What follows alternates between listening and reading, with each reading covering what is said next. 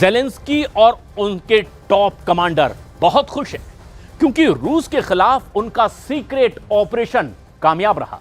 लेकिन इस ऑपरेशन के बाद पुतिन के गुस्से का रिकॉर्ड अब और बढ़ता चला जा रहा है। पुतिन ने फैसला कर लिया है कि रूस की फौज अब यूक्रेन को सबक सिखाने के लिए बड़े हमले करेगी और यह बात ट्रंप को भी अब बखूबी पता है।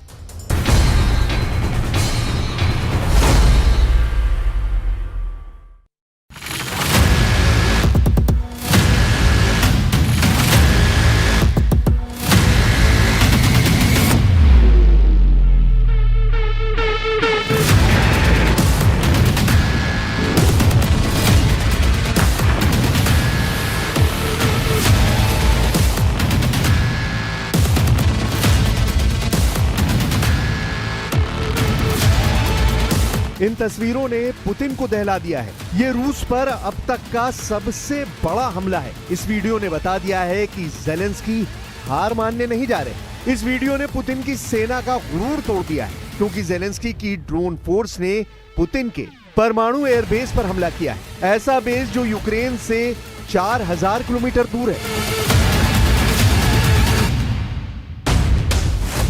पुतिन तक भी ये वीडियो पहुंचा है। टारगेट बनाए गए हैं इरकुत्स्क और मरमंस्क में रूस के एयरबेस। दावा है कि ड्रोन अटैक के जरिए 40 से ज्यादा विमान तबाह कर दिए गए। तबाह हुए विमानों में टुपोलोव 95 और टुपोलोव 22 परमाणु बमवर्षक शामिल है। ये दोनों लॉन्ग रेंज तक परमाणु बम की बारिश कर सकते हैं और यूक्रेन पर इन विमानों से कई बार हमले किए गए हैं। इस वीडियो को देखकर रूस की एयरफोर्स भी डर गई क्योंकि उसके सबसे खतरनाक बॉम्बर विमानों को ज़ेलेंस्की के स्पेशल मिशन में जला दिया गया है। पुतिन अब बहुत खतरनाक बदला लेंगे, इसकी पूरी गारंटी है। उनका पहला टारगेट यूक्रेन के 3 शहर बन सकते हैं, जिसमें पहले के खिलाफ ऑपरेशन शुरू हो गया है।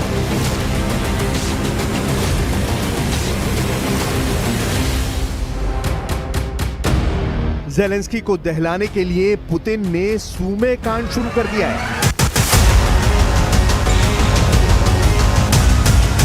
सूमे यानी वो शहर जो रूस के बॉर्डर से लगा है और यहाँ पर पुतिन अब ज़ेलेंस्की की फौज को ऐसी सजा देने जा रहे हैं जिसकी उम्मीद ज़ेलेंस्की को भी है।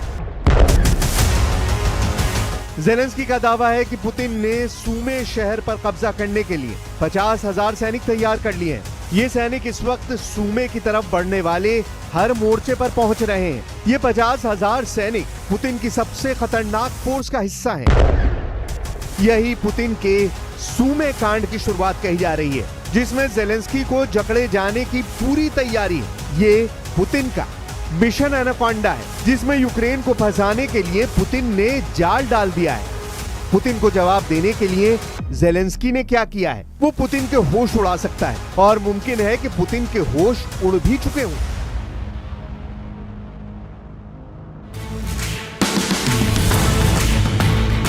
इकतीस मई और 1 जून को रूस में 2 पुल उड़ा दिए गए। पहला पुल ब्रांस्क में उड़ाया गया और दूसरा पुल कुर्स्क में उड़ा दिया गया। ये दोनों जगह यूक्रेन बॉर्डर से ज्यादा दूर नहीं है। यहाँ पुल को उड़ाने के बाद ट्रेन भी हादसे का शिकार हुई। कई लोगों की मौत की खबर है। 4 घंटे बाद कुर्स्क में भी एक पुल उड़ा दिया जाता है और एक मालगाड़ी यहाँ हादसे का शिकार होती है। इसी मालगाड़ी में रूस की फौज के लिए ईंधन जा रहा था।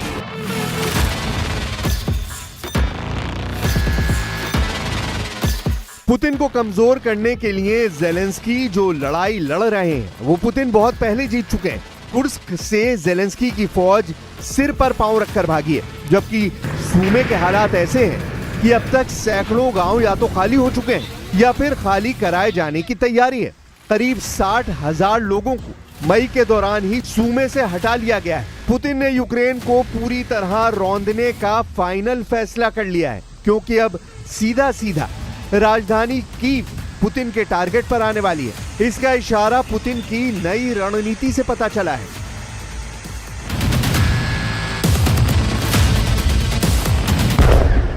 पुतिन के सूमे कांड में खार्किव भी शामिल है क्योंकि पुतिन के टारगेट पर ये 2 बड़े शहर खार्किव और सूमे हैं। यहाँ जेलेंस्की को युद्ध में जकड़कर पुतिन बनाना चाहते हैं बफर जोन, जिसे जेलेंस्की अब बता रहे हैं पुतिन का किल जोन, यानी ऐसी जगह जहां से फरार होना भी मुश्किल होगा।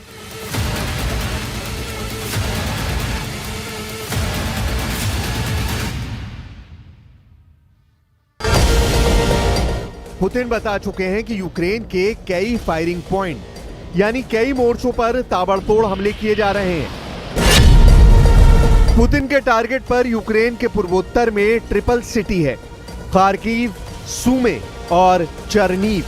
अगर इनके आसपास पुतिन बफर जोन बनाने में कामयाब होते हैं तो समझ लीजिए फिर यूक्रेन की राजधानी तक पुतिन की रेंज होगी और फिर जेलेंस्की का सबसे मजबूत किला कैसे ढह जाएगा, इसका खतरा नेटो से लेकर व्हाइट हाउस तक फैल चुका है। I'm not happy with what Putin's doing. He's killing a lot of people, and I don't know what the hell happened to Putin. I've known him a long time, always gotten along with him, but he's sending rockets into cities and killing people, and I don't like it at all, okay?